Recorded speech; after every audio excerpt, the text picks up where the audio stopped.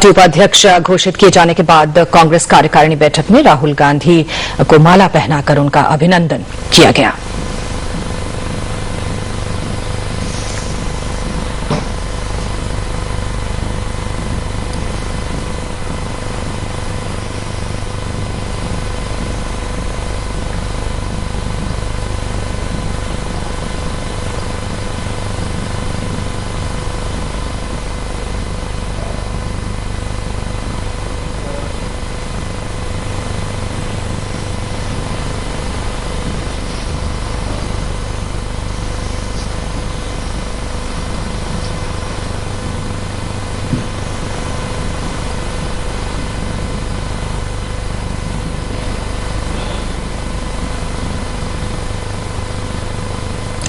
तो राहुल गांधी को कांग्रेस उपाध्यक्ष बनाए जाने के इसी फैसले पर बात करने के लिए हमारे साथ स्टूडियो में इस समय दो मेहमान मौजूद हैं। वरिष्ठ पत्रकार प्रताप सोमवंशी और केजी सुरेश साहब बैठे हुए हैं हमारे साथ। सुरेश जी, आप किस प्रकार से देख रहे हैं? मतलब ये बहुत लंबे समय से बात चल रही थी कि बड़ी रिस्पांसिबिलिटी, बड़ी जिम्मेदारी राहुल गांधी जी को दी जाए और आज फाइनली उन्हें नंबर 2 की पोजीशन दे दी गई है, उनको पार्टी का उपाध्यक्ष बना दिया गया है। अगर हम कहें कि राहुल गांधी लंबे समय से अपने आप को इस जिम्मेदारी के लिए अंदर ही भीतर तैयार तो कर ही रहे थे, फाइनली आज उन्होंने भी अपनी सहमति इस पर जता दी। किस प्रकार के परिवर्तन, किस तरह के बदलाव अब भावी राजनीति में हम देखेंगे? देखिए, ये कोई अचरज की बात नहीं है। जो आज जो हुई वो एक्सपेक्टेड लाइंस पे था। कब होगा यही एक सवाल था। बिल्कुल। और मुझे लगता है कि आज वो जवाब मिल गया है और अब ये भी स्पष्ट हो गया है कि आने वाले चुनाव में प्रधानमंत्री की उम्मीदवारी भी जो है वो लगभग अनडिक्लेयर्ड जो है हो गया है कि राहुल गांधी को पार्टी ने घोषणा नहीं किया है कि अभी बाद में वो बताएंगे, लेकिन जैसे कि आप कह रहे हैं ये काफी हद तक लोगों को ऐसा लगने लगा है। और वाकई कांग्रेस में खासकर जो कार्यकर्ता हैं उनके लिए बहुत दिनों के बाद एक खुशखबरी आई है।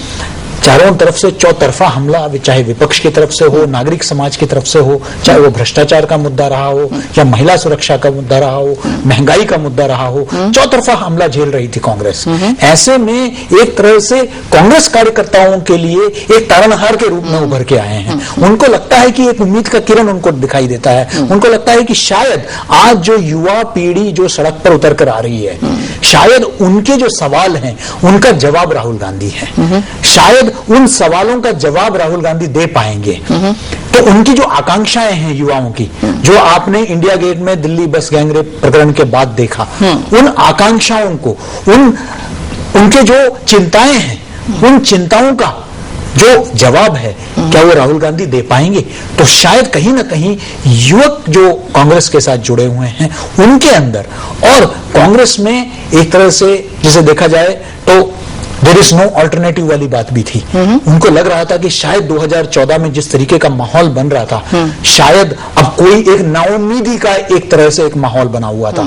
राहुल के आने से मैं ये भले न कहूं कि पूरे देश में एक उम्मीद का किरण हो, लेकिन पार्टी कार्डर्स को बहुत ज्यादा मोटिवेट करेगा। उनको जरूर लगेगा कि एक युवक जो है वो आया है, वो नेतृत्व कर रहा है और युवा पीढ़ी में भी काफी लोगों को जो है उम्मीद होगी। और काफी, वैसे तो अभी तक अगर चुनाव के अभियान के तौर पर देखा जाए, क्योंकि उनका गवर्नेंस में आज तक कोई रोल नहीं रहा है, लेकिन ये जरूर अक्सर हमें बताया जाता रहा है कि कई फैसले उनके कहने पर लिए गए थे या उनके दबाव में लिए गए थे। तो अब वो सामने आकर जो है उन्होंने जब जिम्मेदारी ली, अब तक उन पर यह आरोप भी लगाया जा रहा था कि आप जिम्मेदारी नहीं ले रहे हैं। तो आज जो उन्होंने एक तरह से अपने जो आलोचक हैं उनका भी मुंह बंद किया कि मैं जिम्मेदारी लेने के लिए तैयार हूं। और मुझे लगता है कि इससे जो कांग्रेस के जो युवा कार्यकर्ता और कार्यकर्ताओं में एक तरह से उन्होंने जान फूंक दी। जी सुरेश जी, आखिर में चलते चलते एक फाइनल कमेंट आप दोनों से लेना चाहती हूँ। अब जबकि राहुल गांधी को उपाध्यक्ष बना दिया गया, एक बड़ी जिम्मेदारी के लिए वो तैयार हैं, किस तरह की चुनौतियां अब राहुल गांधी के सामने हैं? नहीं, चुनौतियां काफी बहुत बड़ी है, क्योंकि सिर्फ नामांकन से काम नहीं चलेगा।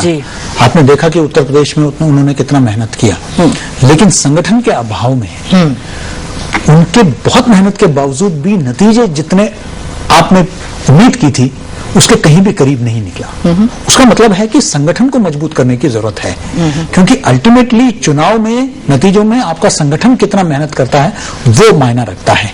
तो नेतृत्व आपने प्रदान की है, युवाओं को आपने मोटिवेट करने का जो है, प्रभावित करने का आपने एक ऐसा चेहरा अपने सामने लाया है जिससे युवाओं के और आम आदमी को एक उम्मीद का किरण नजर आता है। लेकिन उसका डिलीवरी जो है वो संगठन करता है। संगठन के साथ साथ बहुत जरूरी है कि एक मिड टर्म रिव्यू जो पूरे पॉलिसीज का, आज जो लोगों के अंदर जो गुस्सा है, लोगों के अंदर जो आकांक्षाएं हैं, लोगों के अंदर जो नाराजगी है, उसको दूर करने के लिए सरकार क्या कदम उठाती है, चाहे वो महंगाई के संदर्भ में हो, चाहे वो महिलाओं के सुरक्षा के मामले में हो, चाहे वो भ्रष्टाचार के मामले में हो। ये आने वाले दिनों में ये मुझे नहीं लगता कि कांग्रेस की रणनीति में कहीं भी सिर्फ राहुल गांधी को नाम देना ही है। कहीं ना कहीं मुझे लगता है कि आने वाले दिनों में चाहे वो कैश सब्सिडी हो, बजट हो, और भी जो स्कीम्स है उसमें, चाहे लैंड एक्विजिशन का हो, भूमि अधिग्रहण का मामला हो या लोकपाल का हो, उसमें भी कारगर जो है दिशा देंगे।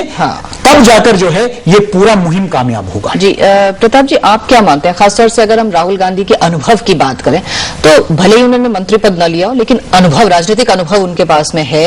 और जिस तरह से भी बात कर रहे थे कि खट्टे मीठे सभी तरह के अनुभव उनके पास हैं, हार भी देखी है, जीत भी देखी है, उसे देखते हुए आने वाली चुनौतियों के लिए राहुल गांधी की तैयारी को आप किस तरह से देखते हैं? राहुल गांधी की तैयारी स्वाभाविक तौर पे, चूंकि उन्होंने जिस तरह देश का दौरा किया, गए, भले उन दौरों को लेकर तमाम सारे विवाद उठते रहे, लेकिन यहाँ ये स्वाभाविक बात है कि जहां जहां राहुल गांधी होके आए और वहां बाद में जो कांग्रेस को किया जाना था वो नहीं किया। एक कलावती के घर गए और बाद में वहां तस्वीरें छपी तो उस कलावती के घर 1 साल बाद उसका घर गिर गया है और कोई कांग्रेसी पूछने नहीं आ रहा है। यानी कुल मिलाकर उससे कांग्रेस को नुकसान हुआ। और बाद में ये आंकड़े बताए गए कि जहां जहां राहुल गांधी गए उत्तर प्रदेश में, वहां कांग्रेस को वोट कम मिले। तो इसका मतलब ये था कि राहुल गांधी वहां जाके कोई उम्मीद तो जगा आते हैं, लेकिन वही जैसा सुरेश जी कह रहे थे, कांग्रेस को जो वहां काम करना था वो नहीं हुआ। तो यानी अब देश राहुल गांधी हो या कोई नेता जो आगे आके लीड करना चाहता है, उससे जवाबदेही चाहता है, उससे उसकी रणनीति चाहता है, समस्याओं पर सफाई नहीं चाहता है। तो अगर आप सफाई देते रहेंगे, जवाबदेही से बचेंगे तो नहीं चलेगा। तो अब एक एग्रेसिव राजनीति का दौर है, वो चाहे जिस तरफ से आए, चाहे सिविल सोसाइटी से आए, सवाल खड़ी करती हुई राजनीति, भारतीय जनता पार्टी अपने नरेंद्र मोदी आगे करती हो, या सुधार के नाम पर अपने अपने राज्यों में बेहतर काम कराए कुछ मुख्यमंत्री जो 2014 के लिए प्रधानमंत्री के दावेदार माने जाते हैं, तो उनके बीच राहुल गांधी को बहुत ही मेहनत करनी होगी और एक जवाबदेह जो व्यवस्था है उसे और प्रभावी बनाना होगा। ओके, बहुत बहुत शुक्रिया आप दोनों मेहमानों का हमारे साथ अपने विचार शेयर करने के लिए, आपका धन्यवाद। और इसके साथ ही ये समाचार बुलेटिन हम यहीं खत्म करते हैं, लेकिन आप देखते रहिए डीडी न्यूज। नमस्कार।